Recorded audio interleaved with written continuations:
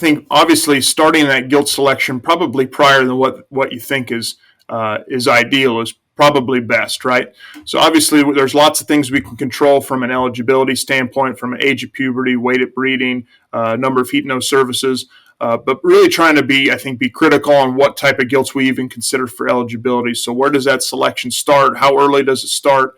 When we start stimulating those gilts, obviously you can read conformation and structure earlier in life. So I think there's lots of things that producers can consider when we're looking at that 100 to 150 day window as far as what type of gilt do I want to even consider for eligibility, and then from that 150, 160 days on, how do we develop those gilts just from a puberty stimulation standpoint, and maybe set those ones up that we deem to be selects at that point.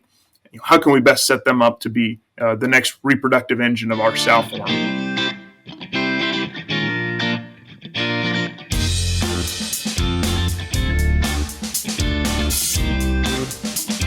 Hi, and welcome to our latest edition of Swinette Podcast. I'm Jerry Purvis, your host.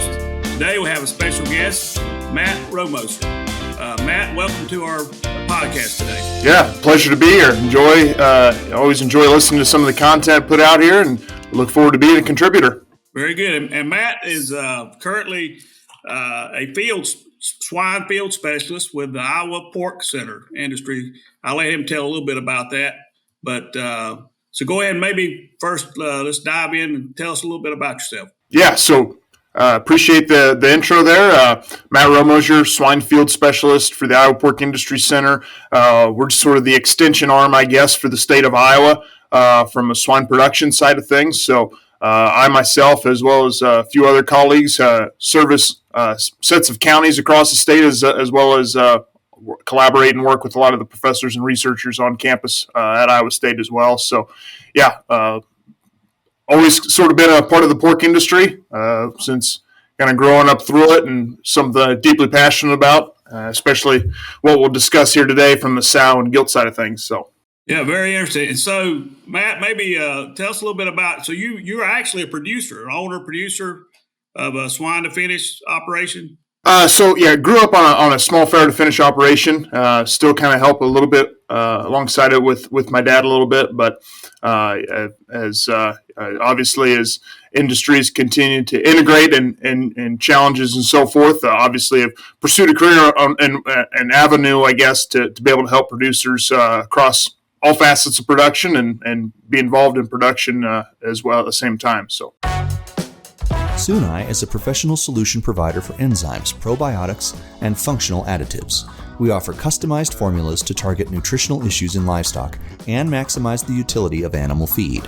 Find us at sunai.com, spelled SUNHY, for more information. Yeah, very good. Appreciate. I know you as you get into learning and finding new things. I guess it's always interesting how you can kind of parlay back to your own family's business as well. So new things you learn, it's always interesting as you see and go ahead and apply that. You found that to be true. Kind of fuels your passion, maybe, so to speak. Oh, I would say so. Yeah. I mean, it's certainly at least based on past experiences.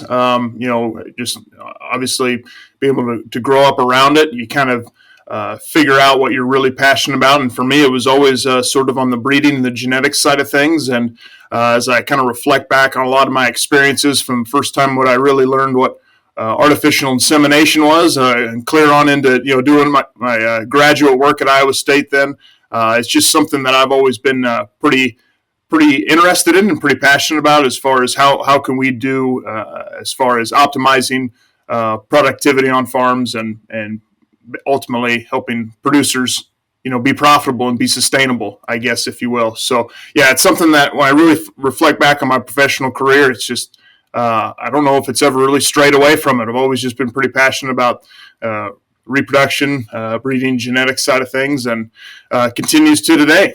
What are some of the things that we should be looking for in selection of animals?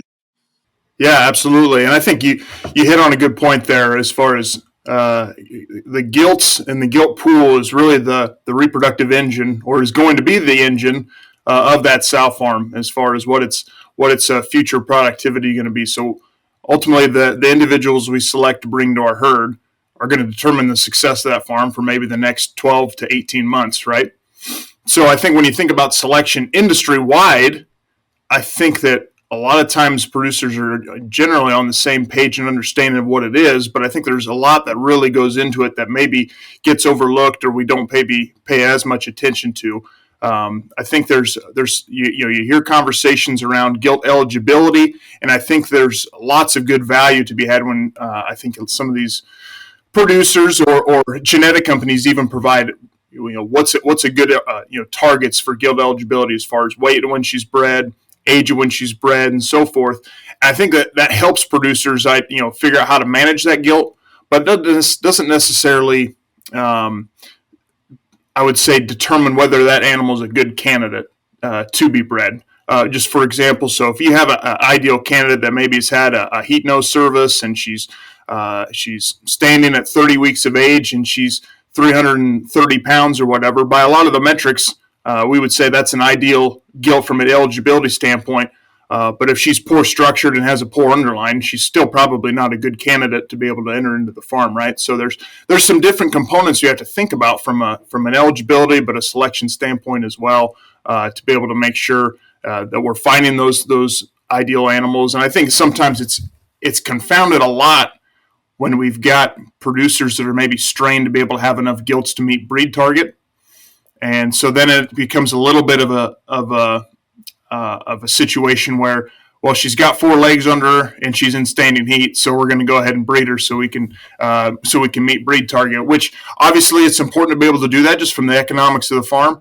But it's if they're not good candidates, you're potentially jeopardizing what the future of that farm looks like, or that individual may just fall out after parity 1 and may never see see profitability, I guess, if you will. So obviously there's lots of challenges from a selection and eligibility standpoint, and it's all subjective, at least at this point, with the resources we got. So it's a challenge from farm to farm and from producer to producer. Yeah, very good points, Matt. I call it gate selection. Sometimes we just luckily we want to have enough gilts just to meet our breeding targets. But in those cases, let's go back maybe how early the earlier we can maybe select some of these animals, the better off we are. Maybe going back to our crossing farms. Are there some things that we can see even at like birth weight, or there's some metrics that that producers can use to do early selection? Even before yeah, there's some great work that's been done, and I think it's one of those things like all things take time from an adoption standpoint, and there's the more and more data that this industry continues to collect with our with a lot more electronics and everything being involved, we can collect a ton of data. And you mentioned how far back can we go? I think you're exactly right where we talk about what's that pre-weaning environment for that gilt. And how well can we set her up from the beginning? There's been lots of work shown from Billy Flowers just on the impact that pre-weaning growth rate can have just on what's that reproductive development at say 20 days of age at weaning. What's the differences in reproductive tract development as far as looking at from a cellular structure standpoint? I know there's been some work done, Jeff Valet at US Mark and so forth, that looked at what's just the impact of colostrum within the first 24 hours and how well does that set those gilts up. So I think when we talk about that pre-weaning environment, there's lots of things we can do from a split suckling standpoint, making sure that we're getting gilts that would be potential replacements, or at least replacement candidates, given if they're out of depending on the female they'd be out of. If we can split suckle those gilts, certainly in the first first 24 hours to make sure they're getting adequate colostrum. I mentioned some of Billy's work where he's looked at just litter size, pre-weaning litter size, and how that affects. And in general, gilts from a smaller litter tend to do better from a weaning standpoint and then reach puberty earlier. Now, obviously, from a multiplication standpoint, we're always tasked because we want to have as many gilts available to select. So having short litter sizes is counterintuitive. But obviously, it lends itself to the notion that pre-weaning environment is pretty impactful, and then just from the standpoint of you mentioned birth weights, I think there's lots of data that would suggest, especially when you get to those lighter birth weight gilts, that their likelihood of ever reaching puberty or ever making the herd is minimal anyway. So if there's a way to identify those animals, right away or early on as non-selects, all things important there, especially when we're just talking about, what's the impact of if we keep them around in a GDU and then they end up hanging around until they're 33, 34 weeks of age and they never cycle. Suddenly that's a pretty costly replacement that we maybe could have sold and culled at an earlier market weight and maybe captured a little bit more premium that way. So you mentioned a lot of good things we can do as far as to impact growth. So we should maybe even start at that, at those crossing farms and maybe increasing space, making sure those, as you said, those gilts are getting adequate colostrum. So you think that's an area maybe we start is just making sure we're doing just a kind of the day one pig care. It sounds like just making sure that's getting checked. Certainly, yeah. Especially when if you're a farm that's got you go on some farms they've got some internal multiplication or what have you, or they've got a surplus of gilts or whatever to work with. I think for sure if you've got the opportunity to be able to manage some of those, at least in the first 24, 40 hours, try to get those gilts especially off to a very good start. I think that's, how impactful it is, downstream. I think it's going to vary from farm to farm. But, here again, especially if labor's no constraint, control the controllables and try to do yourself as much of a service and trying to set those gilts up from day one, right? And obviously there's lots of things that can transpire from down the way, whether it's disease and so forth that can obviously hinder a gilt's development. But, obviously we want to make sure that we're doing everything we can to make get those gilts off to a strong start. Very good. So it sounds like, man, a lot of those things are under our control. We actually can control some of that. Do you think there's some things that, that gilt is predisposed? Some of our higher prolific gilts have characteristics that maybe it was interuterine, something, that happened there. Is that something you think there is some control, but there's also some predisposed conditions? Maybe talk a little bit about it. Certainly, yeah. I mean, I think when we talk, especially when we talk about just light birth weight pigs, right? So, I know there's been lots of work from Jenny Patterson and her group up in Canada, where we've looked at light birth weight phenotypes. But even as you mentioned, we've got sows and these hyper prolific animals that are producing, litters far exceeding what we saw maybe 5 to 10 years ago. And I don't know that we've in lockstep selected for uterine capacity simultaneously. So we've selected for lighter birth weight animals in general. So whether that impacts them from a future productivity standpoint, I think there's, is to be seen. There's probably some variation farm to farm, but inevitably we probably are increasing those number of gilts that are below a certain weight threshold that we would determine non-selects to begin with anyway. So I think there's certainly some environmental conditions that those gilts are absolutely predisposed to that, we could be capping ourselves from the start. So further highlighting what the discussion we would have had just a moment ago as far as getting them off to a good start as well. Going into, let's just say they're going into a GDU, what are some things there you think producers maybe miss a little bit or, we're always, I know at our end, sometimes your GDUs, those are people that maybe were contract growers or, before and were growing commercial animals. So there's a little bit of a, rewiring, I call it. What are some of the things maybe that we're missing, as we try to raise these gilts? Yeah. Well, and you bring up a good point. I've heard the phrase uttered a lot that we need to treat our gilts different than market hogs, which is, obviously there's still 95% of the production is going to be identical as far as what we need to do from obviously from a environmental standpoint, managing, temperatures and water and so forth. Nutritionally, it's going to be different. We're going to optimize maybe growth rate a little bit more or control growth rate a little bit more from a dietary standpoint and implement, very, probably a different CalPhos ratio within those gilt diets. So there's going to be some fundamental differences we're going to look at in GDU versus just, grow to finish or wean to market type scenarios.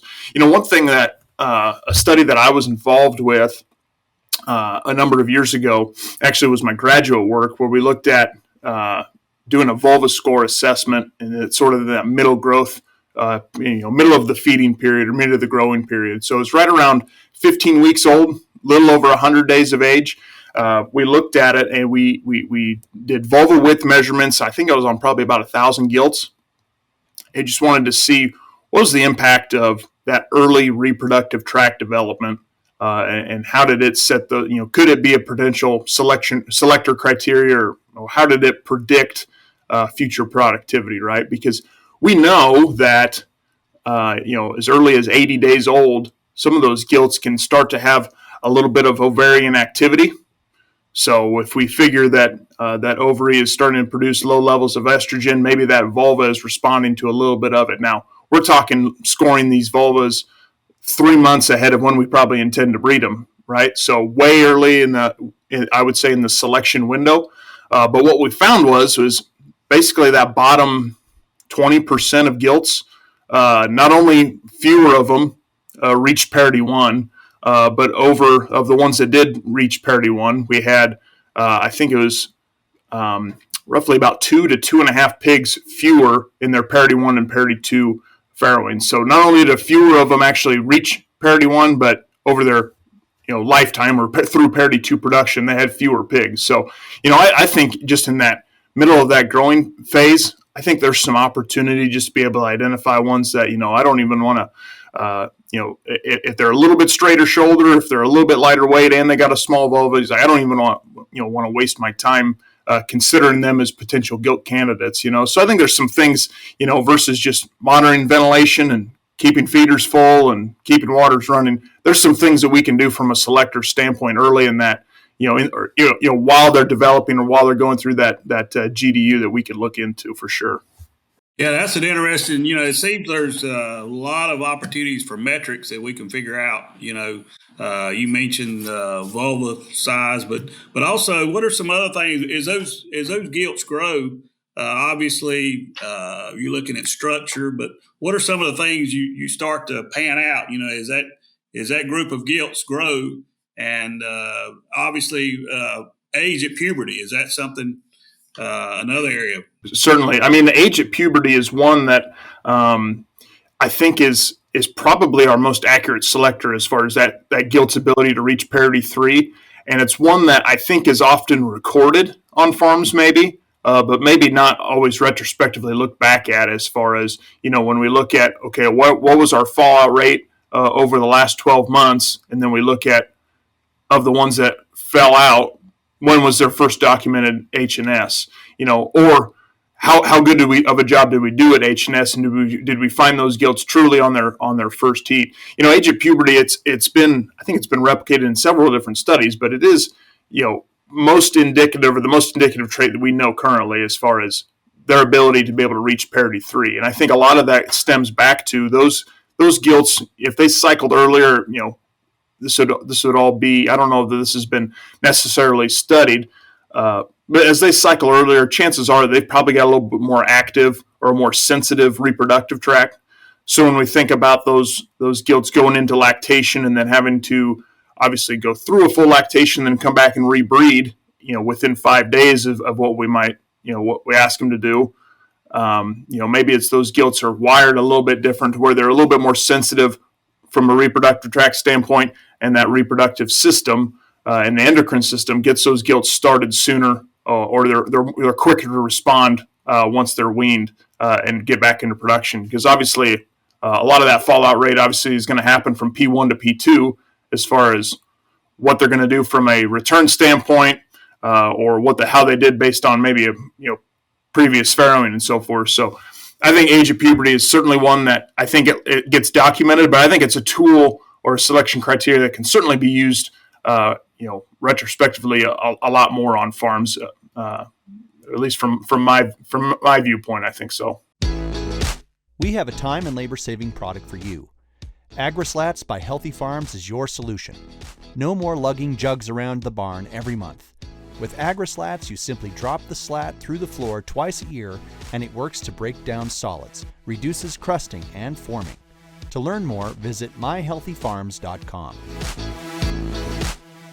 Yeah, I think, and that's the struggle we as producers is getting those. We want to get at least 3 parities out of every animal, and that's where I think our opportunity today is. We're just as an industry, we're really failing in that to really get that gilt paid for per se. But it's really tough. And so you mentioned the age of puberty. That's a metric that we should use. What do you think some of the you always, and I know enough about reproduction to be dangerous, but I always hear boar exposure. Is that something I know? How big of an impact does that have, and how early should that boar exposure begin? Yeah, it's hugely impactful, and it's one of those that how it's executed is maybe just as important as the boards that you're using to do it with, right? So there's lots of different research that's done or looking at fence line versus direct bore contact. I think almost all studies would conclude that direct bore contact is better, but it's not always feasible on GDUs just based on how we've constructed them, right? A lot of times those bores maybe have a designated area into the barn, and we take those bores to the gilts and expose them, in the alleyway, and we allow the gilts to be able to spend time along the fence line.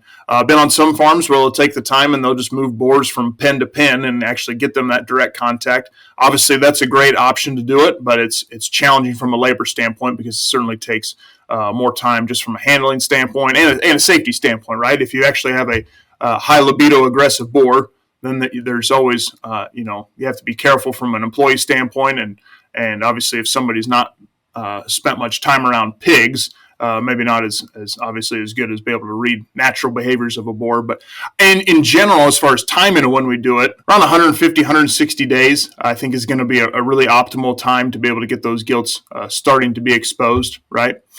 So when we get those gilts, obviously just getting them stimulated and getting them familiar with the board is going to be obviously critical, but also having boars effective for stimulation is obviously going to be impactful too, right? We don't want to have, 3-year-old boars that maybe have low libido or maybe more interested in a few crumbs of feed on the ground as opposed to the gilts in the pen.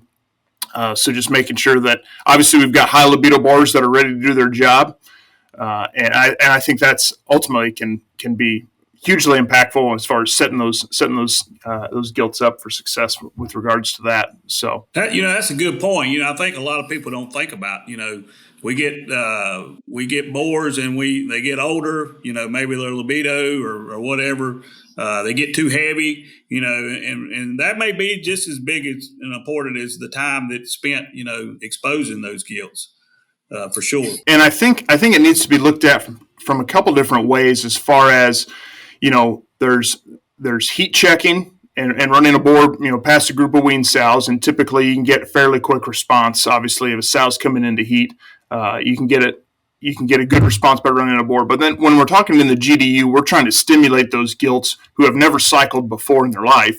We're trying to bring them into puberty. So I think the approach from a heat check or a heat detection standpoint to a puberty stimulation standpoint needs to be taken a little bit differently, and you really need to probably target a good estimate, I would say, is 30 seconds per gilt. So if you've got, 25, 30 gilts in a pen, you're looking at needing to spend, pretty significant time per pen just to be able to get those gilts adequate time around the boar, and just be able to get them stimulated versus, obviously if you're in the breeding row or what have you, you're probably only spending a few seconds per sow actually to be able to detect heat. The rest of your time is spent, inseminating or breeding them, right? Yeah. You made a good point. I think as you go out in the field, do you think this is an area where we're missing a boat? I know going out, it seems like, you got guys doing a good job with feed and water and environment, ventilation. But do you think this is an area where it seems that we kind of fall short? Sometimes we don't make the investment in this area. Oh, I think so, and I think it's a challenge with industry right now, just from a labor standpoint, right? It becomes difficult, especially when you get on farms. Uh, Running a bore through the GDU sometimes can be not only it's time consuming, but it kind of gets viewed as a low value task at times. When you've got other things going on a farm as far as processing litters, breeding sows, day one pig care, farrowing sows or assisting sows. There's a lot of things that need employees' attention, and a lot of times it gets pushed to the back burner as far as being able to actually effectively expose gilts to a boar and be able to identify those H&S's and get them, get a documented heat no serve and get all that data recorded and then do something with it, right? Or getting, periodically weighing gilts to get an idea where they're at in their growth period to make sure we're going to breed them at an ideal weight. So I think it's certainly a challenge, and it's one of those things that needs to be addressed because, as we've already highlighted, they're the next generation for that farm. So it just becomes it's a mindset, or I would say it needs to be a mentality shift, if you will, as far as how high value of a task that becomes. Yeah, and that's I think that's a good point. Sometimes the task that our employees value is not necessarily on the scale higher that is as high as the task that we value. They may be worrying about some things, getting those done, and skipping maybe the most important task that we consider of value. Sure, but and now as you look at that gilt, we talked a little bit about eligibility. You mentioned that. How important is that? You mentioned heat no service, and then maybe that age or weight that she's first bred. Maybe take a few minutes, just talk a little bit about what are those targets and how important are those targets. If we skirt one of them, or how impactful is that to that productivity for that animal? Yeah. So as we've already talked a little bit on age at puberty, but we want to make sure that we're getting a good percentage of, I would say, our of our gilt pool to be able to cycle by 190, 200 days old, right? So obviously, I think a lot of the data suggests anything that cycles prior to 180 days has a greater likelihood to be able to reach parity 3. But I think if we can get a good portion, say 70-80% of a gilt pool to reach puberty by 190 to 200 days of age, that's going to be an ideal target because it sets them up really then to have a heat no service. And then if you project them out another 3 weeks, we're still getting those gilts bred within that 30 to 32 week window, right? And that becomes important just from a standpoint of, I would say, weight management, because obviously a gilt that's 30 weeks old can certainly be pushing the limits from a weight standpoint, especially if they've grown well through the GDU. We don't want to be able to, we don't want to be breeding those gilts too heavy because that can impact just the sheer amount of weight that they have to carry. So from a structure standpoint, it's stressful on their skeleton. But then we also know that those gilts end up being heavier through their productive life and being a heavier maintenance cost. So just to speak on weight then, weight at first breeding, we kind of want to target probably in that 330 to 350 pound weight range is going to be ideal. And then obviously beyond that, a few of the other criteria, if there's any sort of training or acclimation that has to be able to take place, whether you're in a stall barn or if you're in a OPG or a Prop 12 type of facility, making sure those gilts are familiar with the environment they're going to be able to move into. So we're reducing stress on those gilts around that time of breeding. We want to make sure that obviously if you're going to move those gilts into a stall 2 days before you breed, chances are they might go off feed. They might be a little bit more stressy from that standpoint. You might have a weaker heat display from that standpoint, but also, that stress response is potentially going to negatively impact, the reproductive function as well. So we want to make sure, just from a standpoint of having a documented heat no service, having a high percentage of them cycle within 190 to 200 days of age for the first time, breeding on that second service, and then having them an appropriate weight at which we're going to breed them when in that 350 to 330 to 350 pounds. I think it's going to really set you up ideal from an eligibility standpoint. Now, one that I hear folks talk about, age at first breeding, And I think it's a good one to be able to look back on and make sure, I would say we're meeting the other criteria. But one problem I always struggle with is if you go into a farm and they tell you that, well, I get my best production on my P1s when I breed them at 36, 37 weeks old, right? Which may be true. I mean, if you look back at obviously when they were bred and you look at their litter performance, sure, there might be a bump from a litter productivity standpoint. But the challenge becomes is how much was that bump really as far as cost wise, because we had to take an extra several weeks to be able to get them into production, right? So just the non-productive days that gilt accrued offset the maybe 2-3 tenths extra pig that she had. So we've got to factor that in. If they're that late maturing and that late to come into a herd from a reproductive standpoint, or they reach puberty that late, do we really want those gilts to stick around? Because studies will suggest that they're probably not going to be able to stick around as long as you want them to. And I think it just becomes a challenge because a lot of times those producers, they've got the data which they came in, the data which they bred them, and they have the litter data that they got. So it's a relatively simple, and I would say not a full picture of what we're really seeing in the GDU. So I think it's important from just an age of breeding standpoint. We can use it more like a way to make sure we've got all of our other metrics in line. From as far as if they stood by 190 days, their second heat service will be 210 days of age, and by that point they're 30 weeks old and hopefully in that ideal weight range. So I think we can use more, from my perspective, I think we can use more age at breeding as sort of a qualifier to make sure we're doing all the other eligibility pieces correctly, right?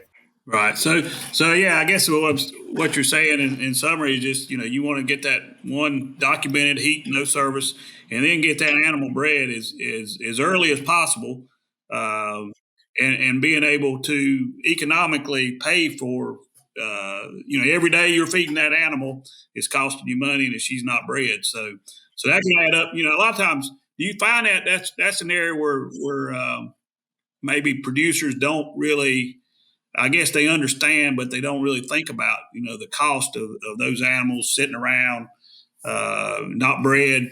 And so that's an area where it seems like genetics, these animals, and that's another question, they're growing so fast. What do you think is the, I always hear, do we slow them down? But maybe that's not the thing to do. What are your thoughts there? Is we get genetics, they're selecting for faster growth, and so our gilts are growing faster. What do you think is the opportunity there? Or what's the data telling us?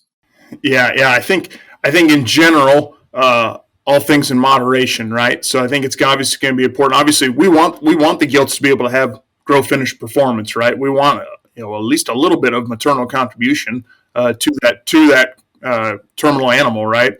So it's obviously going to be important from them from a standpoint, and from the genetic company standpoint, or if you're somebody who does internal multiplication, you've got maternal barrows that you've got to feed out at the same time anyway. So you don't want them to be ones that lag your system from a growth standpoint. So growth is obviously important. From a gilt standpoint, whether it's including, maybe a little bit of fiber into the diet to maybe make that diet maybe just have a little bit more fill to it, or obviously satiate the gilts a little bit more. So I think there's some things that we can do from a dietary standpoint to maybe just curb that growth, or maybe, I would say maybe not reach their total genetic potential for growth. Obviously, we want them to be able to have that genetic potential, but we want to be able to manage them from that standpoint. So I know there's been some work that's been done from just a square footage standpoint. Obviously, we want to be able to have gilts that have ample, in general, probably 12 square feet when we're talking in late finishing, just from a conformation standpoint, allowing those gilts to be comfortable and reduce incidence of lameness and grow finish. As you can expect, when we increase that square footage, we also increase growth because they've got access to the feeder, and those gilts are more active in that sense. So there's things we have to be able to counterbalance from that standpoint, from a growth standpoint. But as you talk about it, we want to make sure we're not getting gilts so heavy that we're breeding gilts that are a little bit over conditioned. As we talked a little bit about it already, but as far as gilts that are going to carry a little bit more weight are going to be predisposed to lameness or conformational concerns. They're going to be heavier really through their productive life. We know that. So from a standpoint of what's it cost to be able to keep that gilt or keep that sow around who's a little bit heavier. And I think there's a pretty strong consensus when gilts get bred over 350, 360 pounds, their retention rate falls off pretty dramatically just because of the extra stress I think it puts on their joints from a conformation standpoint. And then, just the extra, obviously extra inputs we've got into them to get them that fat obviously becomes a challenge as well. So very good. You missed, you listed some good points as far as, what are some things that we check off the boxes for these gilts. And like you said, they got to have space. We want to give them ample space, and they're growing, they're still growing. So we've got to, and then we're trying to get those animals bred. But what do you think are some opportunities, maybe just on the nutrition side? You mentioned Cal Phos minerals. And you mentioned lameness. Or some correlation you think maybe that we should maybe implementation of minerals maybe earlier? Or what's your thoughts there? I know a lot of people feed those gilts pretty much just, grow finish diets until later stages. What are your thoughts there? Yeah, I think in general, a lot of it's going to mirror what we're going to see through grow finish. Obviously, we're going to maybe try to buffer the diets a little bit to maybe curb growth. But I know there's been some work that's been done, even if you try to mitigate or try to, an effort to try to slow growth, maybe lowering the total calories or the density of the diet. So trying to control for metabolizable energy or trying to, account for maybe a little bit lower lysine or varying lysine in the diet. And the thing that's interesting, especially as we look at gilts, just in a GDU, probably have ad libitum feed access. Those gilts will eat to their energy requirements. So even if we try to make a lower dense from an energy standpoint, their average daily feed intake will go up. So it's kind of interesting from that standpoint that the gilt knows how much she needs to be able to consume just to be able to maintain as well as grow as well. So I think I think in general probably just trying to obviously as we've stated, maybe inclusion of fiber can maybe reduce their overall intake, but reduce their caloric intake, but still keep the total diet fill maybe constant and so forth. And then ultimately, I think maybe probably tailoring a little bit from a lysine standpoint if we don't want to be able to get those gilts with too much lean deposition as well. So I think there's some things that can be looked at nutritionally there, but I don't know that we've totally zeroed in on what's the best way to slow grow or manage a gilt that has genetic potential for being fast growing, I guess, if you will. Right. You hit on, you actually answered my question I was getting ready to ask, but, you mentioned ad libum before. When we get these gilts, let's just say now we're at the point we've selected these animals, their structure. Maybe we had to have all of them, but maybe let's just say we were able to select those with structure, teat structure, the heat no service. Now we've got them on our farm.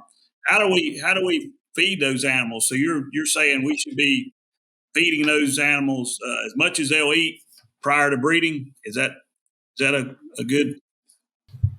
Yeah, so I would say in general, when the challenge you have in feeding that gilt, obviously, versus that sow is they not only have a energy or a maintenance requirement, but they still have a requirement for growth, right? Because they haven't finished growing and haven't reached their mature size. So in general, those gilts are going to have to consume a little bit more feed. Now you may, as you get up to that point of breeding or immediately after breeding, you may tailor them back. Obviously, because at that point we're trying to, we want to manage body weight as much as possible. But in general, as we're working through that GDU and getting a heat no service and so forth, a lot of times, yes, it'll be sort of an ad libitum feed strategy. And then obviously if there's some sort of a training mechanism in those gilts, you can probably, whether it's getting those gilts exposed to a free access system or so forth, maybe there's some opportunity to intervene as far as individual feeding standpoints. But in general, it's going to be, I would say ad libitum up to the point when we're trying to get those gilts bred, and then we maybe try to dial back how much we're feeding them. Very good. So they should be on full feed till they're bred. You're saying, if possible. I mean, I know a lot of facilities. It's kind of a struggle where they house the gilts and what have you. But that'd be the ideal. And that, yeah. And so, just thinking now we're kind of at the end here.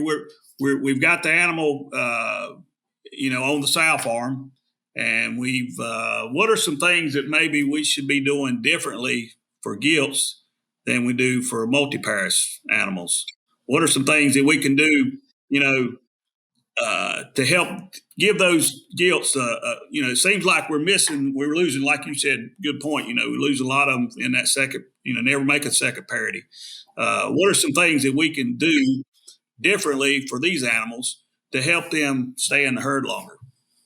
Yeah. Well, I think the first thing that certainly comes to mind, obviously, is controlling body condition, or even when we talk about, as the industry continues to evolve and adopt more group housing type setups, be able to control for body condition and control for how we group those gilts is going to be important. So, obviously not putting gilts in with more mature sows or ones that are going to be a little bit more hyper aggressive and not only potentially, result in injury or lameness in gilts, but also from a standpoint of just being able to create a lower stress environment for those gilts where maybe not as subordinate and still have access to feed and so forth. Those are some things that I think, just as far as being able to differentiate those P1s or gilts or P0s and P1s from multi-parish sows. I think when you talk about there's some opportunity. I don't know if you really see many farms that do it as far as how can we tailor diets specific to gilts. And I think there's more and more opportunity that we have now with our developing technology from ESF system is how can we, as soon as that gilt enters an ESF feeder, and we have that ear tag that gets read, what's the opportunity to potentially deliver different diets or blended diets or so forth to a potential gilt. I don't know that there's many farms that are doing that as of yet, but I think there's some opportunity we can do to manage those gilts early on. And then obviously when we get those gilts through to lactation, obviously we want to be able to support those gilts obviously as much as possible. We want to be able to set them up to be able to be productive moms. And obviously a lot of that mammary development is all occurring in that first lactation. So making sure that we're setting loading those gilts up with as many pigs as she can potentially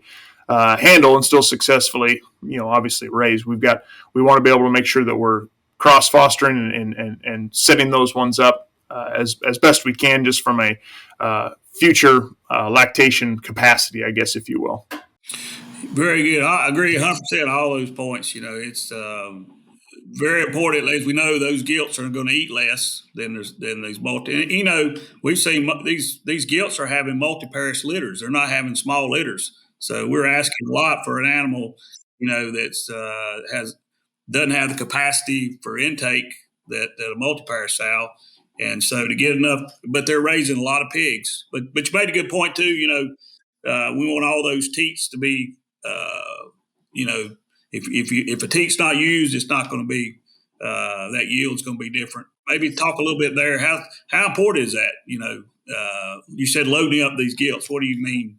What are you talking there? Oh, I think just from really especially when you talk about gilt development, I think most people even consider it now out through parity 1, and how can we set those ones up for future productivity. So just from a standpoint of if there's parts of the udder that are undernourished or what have you, or maybe not nursed as aggressively, we're not stimulating just that overall mammary development quite as effectively, and then maybe capping what that overall milk production and lactation capacity can be for those future litters. And obviously that goes for total milk production, but also we think about what's the capacity for colostrum production as well, and what's the chance that we can obviously with those litters, in P2 and P3, can we increase the amount of colostrum production, overall milk yield as well? So there's some things that there. I think especially if you can set those gilts up and get one pig per one teat and be able to get them obviously through a successful lactation without depleting their body reserves too much. We've got obviously got some opportunity there to be able to make sure we're setting them up for successful lactation in the future. Agree 100%. Yep. Yeah. But the more we can get that gilt through that first lactation and the most and come out, in as good a condition, she's obviously going to be well ready for the next parity for sure. Yeah, yeah. And I think it goes back to a little bit what we've talked about. Again, you talk about lactation, how it relates to the weight at first breeding.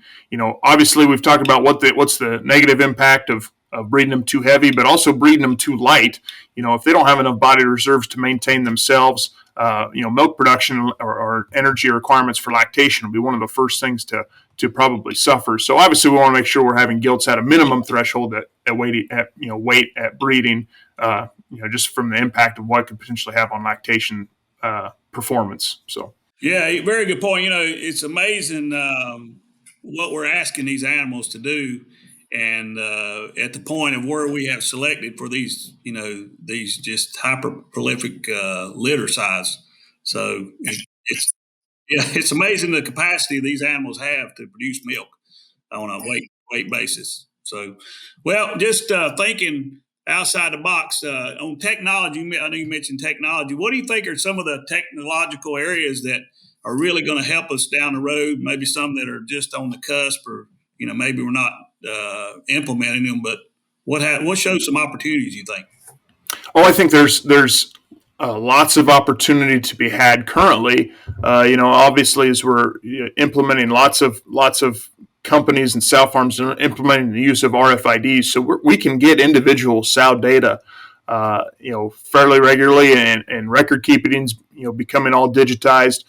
So I just think from the standpoint of looking at the data we have currently and trying to figure out how to optimize, obviously, is some low-hanging fruit from that standpoint. But I just think the technology of an RFID is going to be able to help us progress a lot in the future, just from really understanding not only from a overall farm performance, but trying to isolate individual animals. Okay, like if they, what percentage of the ones that were bred after, hypothetically, percentage of the ones that were bred after 200, what percentage of those actually made it to parity 3? A lot of that stuff is, maybe retrospectively, we've always had to look back at paper records or records that have been, put into online data management software, and how frequent or how accurate some of that gets done becomes a little bit more challenging. So I think, first off, RFID, I think, is one that's obviously is here and present, and one that I think just from a data management standpoint and the sheer amount of data that we're creating is one that we can look at today, and I think can help us manage decisions for the future. Another one that I think is interesting, you see a lot more of the I would say automated phenotyping, whether it's a lot of camera activity or whatever, to be able to analyze conformation and structure. I think that's one that me personally, I think will be I think will be part of the future as far as from a selection standpoint. Now, obviously, I think there's always going to be a human component to it. Obviously, we want to be able to, you want to be able to select ones that are going to work best for your farm. But I think as far as taking the subjective component out and be able to assess keeps and culls just with the use of technology that can pinpoint joints and functions and length of stride and how that gilt walks in motion. I think those are all technologies and tools that producers, I would like to think would be able to use in the future. So, yeah, I that last point, I really am interested to see where that's going to go, because I think, to your point, we don't see now. We've got animals. We don't really watch them. We don't know. We'll be able to get algorithms on their gait and how that correlates to longevity, and be able to see that, and also just behavior in general. I think about it seems maybe these newer animals, they're not as docile as they used to be. I think maybe they've selected some of that. So being able to select those animals, I think that might be an area where we can look at behavior and be able to use that as a selection criteria. Especially, when we think about what's your sow farm look like 10, 15 years from now. Obviously, there's been, even just in the last 10 years, there's been a transition to group housing, or certainly more growth in that area than anywhere else. So how does that, how can we quantify and measure aggressiveness or versus docility or so forth? So, and what's the impact that have on sow longevity and reduced lameness and reduced death loss, right? So I think there's lots of things that we can look at. Obviously, it's going to help us be more efficient and more sustainable in the future, for sure. Yeah, that mothering characteristic, I think, is huge, and we don't, like you said, we don't really have a way of quantifying that per se, but maybe some of the camera technology, I think, is going to open up a lot of areas for us to improve for sure. Right. Well, it's just a way of being able to measure it, right? Like it's hard to be able to measure docility when it's just subjective caretaker discussion, right? But if there's a way to measure it and quantify it over a length of period of time, and how those gilts or sows interact on a daily basis, that's something that, it's maybe a little ways out there, but I think it's something that will be certainly implemented in the future for sure. Well, Matt, we're getting close here to the end, but I want you to take a minute, just summarize in just a few points. What do you think are the most important things that producers could be doing today to improve their gilt performance? Yeah, well, I think, like, as we've already discussed, but I think obviously starting that gilt selection probably prior to what you think is ideal is probably best, right? So obviously there's lots of things we can control from an eligibility standpoint, from age of puberty, weight at breeding, number of heat nose services, but really trying to be critical on what type of gilts we even consider for eligibility. So where does that selection start? How early does it start? When we start stimulating those gilts, obviously you can read conformation and structure earlier in life. So I think there's lots of things that producers can consider when we're looking at that 100 to 150 day window, as far as what type of gilt do I want to even consider for eligibility, and then from that 150, 160 days on, how do we develop those gilts just from a puberty stimulation standpoint, and maybe set those ones up that we deem to be selects at that point. How can we best set them up to be the next reproductive engine of our sow form is what I think is I think is valuable from a producer standpoint at this point for sure.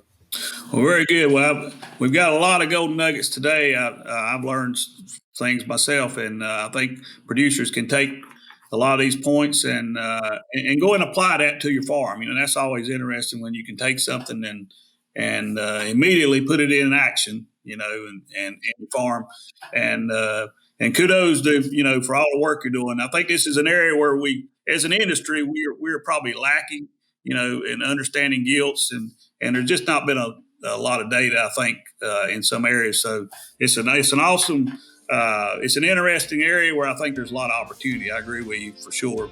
I think lots of opportunity. I think even just in the last maybe 5 to 10 years, I think the opportunity has really been brought to the forefront, right? When we talk about not only survivability, but the turnover rate that we have on sow farms, where it's, and sometimes in excess of 50%, I think we can all agree that probably trying to hone that in a little bit better is obviously going to be better for the industry and more profitable for the producer. So absolutely. Yeah, I think we've generated a lot more questions than we have answers. So just more opportunity for research. That's right.